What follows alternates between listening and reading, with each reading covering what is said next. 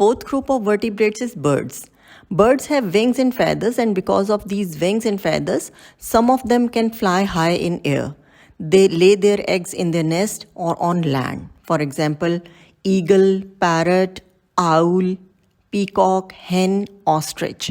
अब ये एग्जाम्पल्स देख के आपके जहन में क्वेश्चन तो आएगा कि पीकॉक, हैन और ऑस्ट्रिच ये तो फ्लाई नहीं कर सकते, तो ये बर्ड्स कैसे हो गए?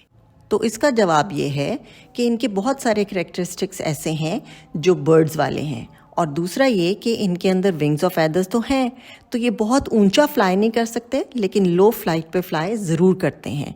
मुझे यकीन है आप में से बहुत सारों ने हैन को फ्लाई करते हुए यकीनन देखा होगा। So these are all birds. To watch the complete video, visit our YouTube channel. Its link is given in the description. Also follow us on TikTok, Instagram, Facebook and Pinterest. Visit our website. You will find answers to all the questions which are asked in these videos and also some interesting information.